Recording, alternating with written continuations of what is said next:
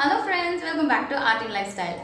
இன்றைக்கி என்னோடய ஃப்ரிட்ஜை நான் எப்படி ஆர்கனைஸ்டாக வச்சுருக்கேன் அண்ட் அதோட ஃபீச்சர்ஸ் பற்றியும் உங்களோட ஷேர் பண்ண போகிறேன். ஸோ தட் நிறைய பேருக்கு யூஸ்ஃபுல்லாக இருக்கும்னு நினைக்கிறேன். ஸோ இந்த வீடியோ கம்ப்ளீட்டாக பாருங்கள். இந்த வீடியோ பற்றின ஒப்பீனியனை எனக்கு கமெண்ட் பாக்ஸில் சொல்லிடுங்க. ஸோ இப்போ வாங்க என்னோடய ஃப்ரிட்ஜை நான் எப்படி ஆர்கனைஸ் பண்ணியிருக்கேன் அப்படின்றத பார்த்துடலாம். என்னோடய ஃப்ரிட்ஜை பற்றி சொல்லணுன்னா இது 2 இயர்ஸ் ஓல்டு ஃப்ரிட்ஜ், 2 வருஷத்துக்கு முன்னாடியே வாங்கினது. இது வந்து ஹையர் பிராண்ட். இதில் வந்து கிரே கலர் இருந்தாலும் மிரர் எஃபெக்ட் இருக்கும். ஸோ நம்ம முன்னாடி நின்னோன்னா நம்ம கண்ணாடியில் முன்னாடி எப்படி நிற்போமோ அதே மாதிரி தெரியும். ஸோ அந்த மாதிரி மிரர் எஃபெக்ட் இருக்கும். இது வந்து பாட்டம் மவுண்டர் ரெஃப்ரிஜரேட்டர்னால கீழே தான் ஃப்ரீசர் கொடுத்துருக்காங்க. இந்த ஃப்ரிட்ஜை நம்ம 8 விதமாக யூஸ் பண்ணிக்கலாம். ஃப்ரிட்ஜுக்கு மேலே இருக்க கவர் பார்த்தீங்கன்னா இது வந்து டிஐஒய் கவர் தான். இது வந்து சாரீ ப்ளஸ் ரைஸ் பேக் இது ரெண்டுத்தையும் சேர்த்து நான் பண்ணியிருக்கேன். அண்ட் அதுக்கு மேலே பார்த்தீங்கன்னா 3 பாக்கெட் கொடுத்துருக்கேன். 2 சைடுமே 3 பாக்கெட் கொடுத்துருக்கேன். ஸோ இது வந்து நான் ஏற்கனவே நம்ம வந்து வீடியோ பண்ணியிருக்கோம். அதோட வீடியோ லிங்க் நான் டிஸ்கிரிப்ஷன் பாக்ஸில் கொடுக்குறேன், வேணால் நீங்கள் செக் பண்ணி பார்த்துக்கலாம். இங்கே இருக்க பாக்கெட்டில் வந்து பார்த்தீங்கன்னா ஃப்ரூட் வெஜிடபிள்ஸ்லாம் ஸ்டோர் பண்ணுற ஜிப் கவர் வச்சுருக்கேன். இதில் ஃப்ரிட்ஜ் க்ளீன் பண்ணுறதுக்கான ஒரு டவல் ஒன்று வச்சுருக்கேன் அண்ட் வெட் வைப்பர் ஒன்று வச்சுருக்கேன். ஸோ தட் எமர்ஜென்சிக்கு எனக்கு தேவைப்படும் அதுக்காக. அண்ட் இந்த பாக்கெட்டில் வந்து பார்த்தீங்கன்னா ஃப்ரிட்ஜோட கீ, அதுக்கப்புறம் இது கவர் கிளிப் எல்லாமே ஒன்றுத்தில் ஒரு ஜிப் கவரில் போட்டு வச்சுருக்கேன். அண்ட் இன்னொரு கவரில் ஃப்ரூட் பிக் இருக்குது. அண்ட் ஃப்ரிட்ஜுக்கு இன்னொரு சைடில் இருக்க பாக்கெட்ஸில் பார்த்தீங்கன்னா இது வந்து ரீயூஸ் பண்ண ஜிப் கவர்ஸ், கார்பேஜ் பேக் இருக்குது, வாரண்டி கார்டு, பென், நோட் இதெல்லாம் வச்சுருக்கேன். ஸோ தட் எனக்கு ஏதாவது தீர்ந்து போச்சுன்னா உடனே எழுதுறதுக்காக வச்சுருக்கேன். அவ்வளோதான் இந்த பாக்கெட்ஸ்லாம் இருக்குது. இப்போ நம்ம ஃப்ரிட்ஜை ஓப்பன் பண்ணி பார்த்துடலாம்.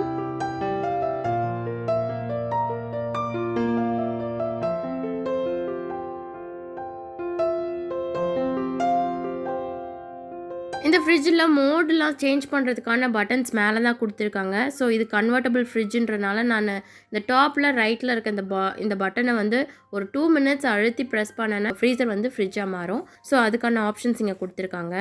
பட் நாங்கள் ரொம்ப ஃப்ரீசர் யூஸ் பண்ணுறதில்ல, அதனால இப்போ ரெண்டுமே ஃப்ரிட்ஜாக தான் யூஸ் பண்ணிகிட்ருக்கேன். ஃப்ரிட்ஜோட டாப்பில் நான் என்னோடய வெஜிடபிள்ஸில் அதெல்லாம் வந்து பாக்ஸில் நான் ஸ்டோர் பண்ணியிருக்கேன். ஸோ அதெல்லாம் மேலே வச்சுருக்கேன். ஸோ இது வந்து இப்படியே தான் இருக்கும்னா இல்லை, இப்போ வெஜிடபிள்ஸ் அவைலபிலிட்டி எப்படி இருக்கோ அதுக்கேற்ற மாதிரி சேஞ்ச் பண்ணி தான் வைப்பேன். ஸோ அப்பப்போ மாறும். இந்த பாக்ஸில் புதினா வச்சுருக்கேன். இது வாங்கி 1 வீக் ஆகுது. பாருங்கள் எவ்வளோ ஃப்ரெஷ்ஷாக இருக்குன்னு. நான் எப்போவுமே வந்து கீழே, அதாவது பாக்ஸ் அந்த புதினா வைக்கிறதுக்கு கீழே வந்து டிஷ்யூ பேப்பர் வச்சுருப்பேன். அதே போல் மேலேயும் ஒரு டிஷ்யூ பேப்பர் இந்த மாதிரி இப்போ போட்டு வச்சுருப்பேன். ஸோ தட் வந்து அந்த தண்ணி வந்து அந்த வேர்வை விடும் இல்லையா, அது வந்து டைரெக்டாக இந்த மாதிரி கீரைகளையோ இல்லை வந்து இந்த மாதிரி புதினா இது மாதிரிலாம் படாமல் இருக்கிறனால நான் அது வந்து ஃப்ரெஷ்ஷாக ரொம்ப நாள் இருக்கும். இந்த பாக்ஸில் கோவக்காய் இருக்குது. அண்ட் இந்த கொத்தமல்லி பாருங்கள் எவ்வளோ ஃப்ரெஷ்ஷாக இருக்குது. வாங்கி 3 டேஸ் ஆச்சு. பாருங்கள் எவ்வளோ ஃப்ரெஷ்ஷாக இருக்குன்னு. இப்போ வந்து இந்த பெரிய பாக்ஸில் நான் வெண்டைக்காய் வச்சுருக்கேன்.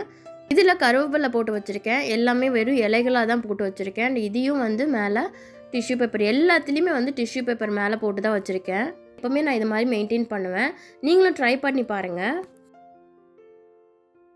இந்த குட்டி 2 பாக்ஸ்லேயுமே வந்து பச்சை மிளகா இருக்குது. இது வந்து நம்ம வீட்டில் விளைஞ்ச பச்சை மிளகாய், நம்ம டெரஸ் கார்டனில் விளைஞ்ச பச்சை மிளகா. ஸோ இதை தனியாக நான் பாக்ஸில் போட்டு வச்சுருக்கேன். இது வந்து கடையில் வாங்கின பச்சை மிளகா. அண்ட் எல்லா இடத்துலையும் இந்த மாதிரி ஷீட் போட்டிருக்கேன். அண்ட் எக்ஸாக்டாக அந்த அளவுக்கு கட் பண்ணாமல் கொஞ்சம் எக்ஸ்ட்ரா தான் இருக்கும். ரீசன் என்னென்னா, எனக்கு வந்து யூஸ்வலாக ரொம்ப அந்த அழுக்கெலாம் வந்து போய் இடுக்கில் மாட்டிக்கிச்சுன்னா எனக்கு க்ளீன் பண்ணுறது கஷ்டமாக இருந்துச்சு. ஸோ அதனால நான் எக்ஸ்ட்ராவே போட்டு வச்சுருக்கேன். ஸோ தட் ஈஸியாக எடுத்துகிட்டு க்ளீன் பண்ணிவிட்டு திருப்பி அதே மாதிரி வச்சிட்டோன்னா இந்த இடுக்கிலலாம் போய் மாட்டிக்காது, நமக்கு க்ளீன் பண்ணுறதுக்கு ஈஸியாக இருக்கும். மெயினாக அதுக்கு தான். இதில் இட்லி மாவு இருக்குது. இதில் வந்து பார்த்திங்கன்னா மோஸ்ட்லி எங்கள் கிரைண்டருக்கு ஒரு 5 to 6 டேஸ் வரைக்குமே வந்து ஸ்டோர் பண்ணிக்கலாம். ஸோ அதனால் நான் அதுக்கேற்ற மாதிரி அரைச்சி வச்சுக்குவேன். ஸோ இந்த பாத்திரத்தில் பார்த்தாம நான் கீழேயும் ஒரு பாத்திரத்தில் வச்சுருக்கேன். ஸோ எப்போ கம்மி ஆகுதோ அதுக்கேற்ற மாதிரி கண்டெய்னரில் மாற்றி உள்ளே வச்சுருவேன். இதுக்கு பக்கத்தில் லெஃப்ட் ஓவர் ஏதாவது சட்னி, சாம்பார் எதனா இருந்துச்சுன்னா அதை வந்து இந்த இடத்துக்கு ஏற்ற மாதிரி ஸ்டோர் பண்ணி வச்சுக்குவேன். ஆனால் எல்லா லெஃப்ட் ஓவருமே வந்து இங்கே தான் வைப்பேன். ஏன்னா நம்ம மறந்து உள்ளெல்லாம் போயிடுச்சு அப்படின்னா நமக்கு எடுக்கிறது கஷ்டமாயிடும், மறந்து போயிடும், வேஸ்ட் ஆகிடும். ஸோ அதனால் எப்போ மேக்ஸிமம் இதுக்கு பக்கத்துலேயே தான் வைப்பேன். ஸோ இதில் அவ்வளோதான் இருக்குது. அண்ட் இதுக்கு கீழே பார்த்திங்கன்னா குட்டி குட்டி பாக்ஸில் வந்து சின்ன சின்ன ஐட்டம்ஸ்லாம் ஸ்டோர் பண்ணியிருக்கேன். இதில் பார்த்தீங்கன்னா இஞ்சி பூண்டு பேஸ்ட்டு அரைச்சி வச்சுருக்கேன். ஸோ எப்பவுமே இந்த மாதிரி அரைச்சி வச்சுக்குவேன் 1 வீக் வர மாதிரி. ஸோ தட் எமர்ஜென்சிக்கு எடுத்து செய்கிறதுக்கு ஈஸியாக இருக்கும். இந்த பாக்ஸில் பட்டாணி வச்சுருக்கேன். இது வாங்கி 1 வீக் ஆகிடுச்சு, அதனால் கொஞ்சம் முளை கட்டிடுச்சு. இந்த பாக்ஸில் நொச்சி இலையும் மருதாணியும் சேர்த்து அரைச்சி வச்சுருக்கேன். இது வந்து எதுக்காக யூஸ் பண்ணுறேன்னா, நெயிலில் ஏதாவது ஃபங்கஸ் வந்திருக்கு, சொத்தையாக இருக்குது அப்படின்னா, இல்லை ஏதாவது வெயிட் போட்டு சொத்தை வந்து கொஞ்சம் டேமேஜ் ஆகிருக்கு அப்படின்னா, இதை நீங்கள் போட்டிங்கன்னா கண்டிப்பாக அது சீக்கிரமாக சரியாயிடும்.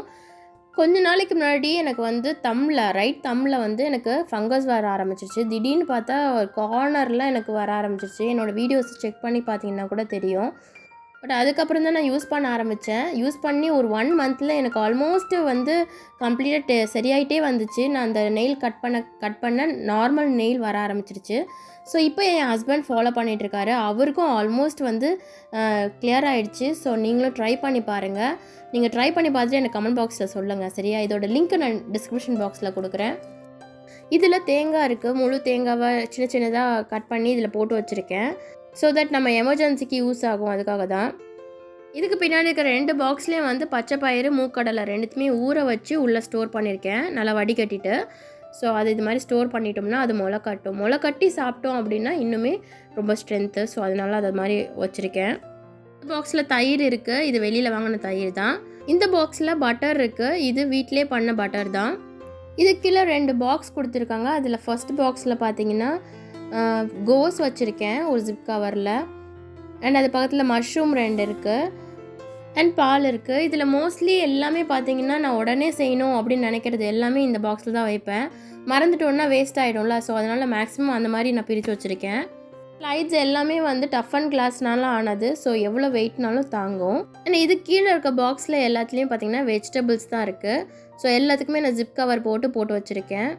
தக்காளி மட்டும் நார்மல் கவரில் போட்டிருக்கேன். ஏன்னா இது வாங்கினப்போ நான் ஒரு 2 கிலோ வாங்கியிருந்தேன். ஸோ அதனால் இந்த கவரில் போட்டு வச்சேன். மற்றது எல்லாத்துக்குமே வந்து ஜிப் கவர் போட்டிருக்கேன். ஆனால் அரேஞ்ச் பண்ணது பார்த்திங்கன்னா இந்த மாதிரி நல்லா தெரிகிற மாதிரி அரேஞ்ச் பண்ணியிருக்கேன். ஸோ தட் நம்ம எதுவும் மிஸ் பண்ண மாட்டோம் இல்லையா? ஸோ அதனால் அந்த மாதிரி அரேஞ்ச் பண்ணியிருக்கேன். அதே போல் வெஜிடபிள்ஸ் வாங்குறதும் மேக்ஸிமம் 1 வீக் வர மாதிரி தான் வாங்குவோம்.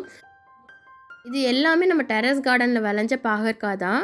ஸோ எவ்வளோ ஃப்ரெஷ்ஷாக இருக்குது பாருங்கள். இது உடனே செய்யலாம். பட் வந்து இன்னும் 2 வளர்ந்துட்டுருக்கு.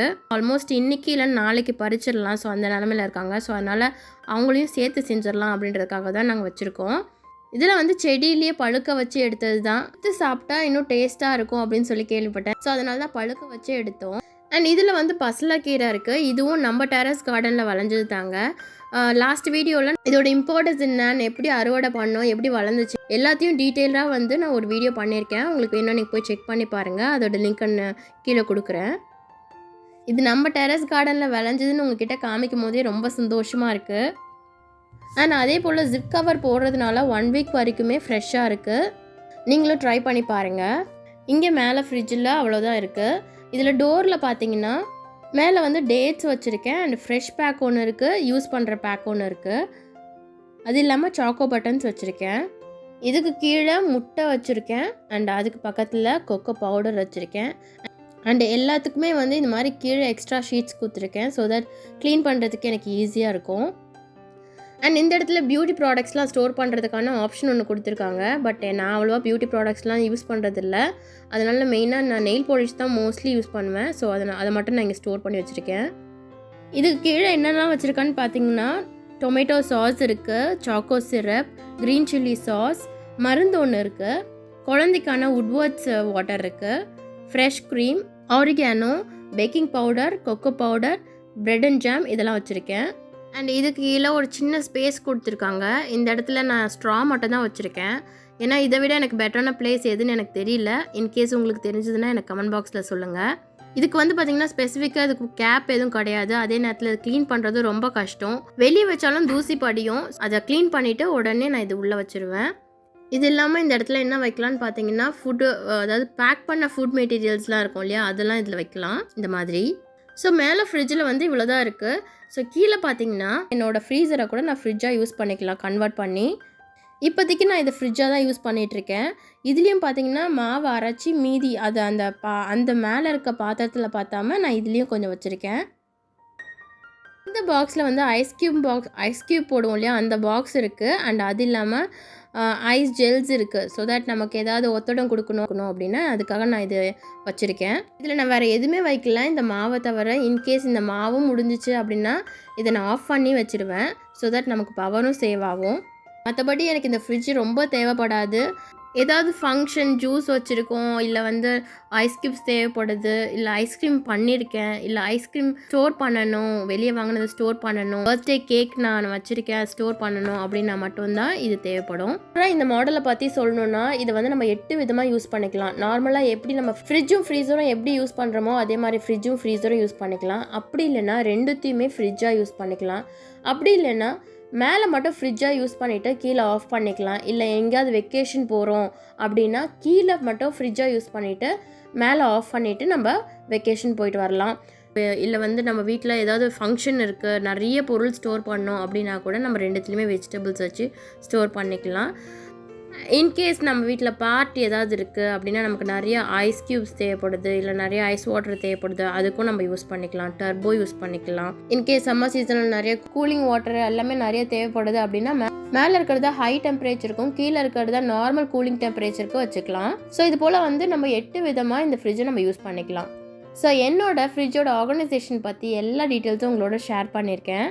So hope you all enjoy this video. இந்த வீடியோ கண்டிப்பாக உங்களுக்கு யூஸ்ஃபுல்லாக இருக்கும்னு நினைக்கிறேன். இந்த வீடியோ பற்றின உங்கள் ஒப்பீனியனை எனக்கு மறக்காமல் கமெண்ட் பாக்ஸில் சொல்லுங்கள். இந்த வீடியோ உங்களுக்கு பிடிச்சிருந்தா லைக் பண்ணுங்கள், ஷேர் பண்ணுங்கள், அண்ட் நம்ம சேனல் ஆர்ட் அண்ட் லைஃப் ஸ்டைலுக்கு சப்ஸ்கிரைப் பண்ணிக்கோங்க. மறக்காமல் பக்கத்தில் இருக்க பெல் ஐக்கானையும் கிளிக் பண்ணிடுங்க. Thanks for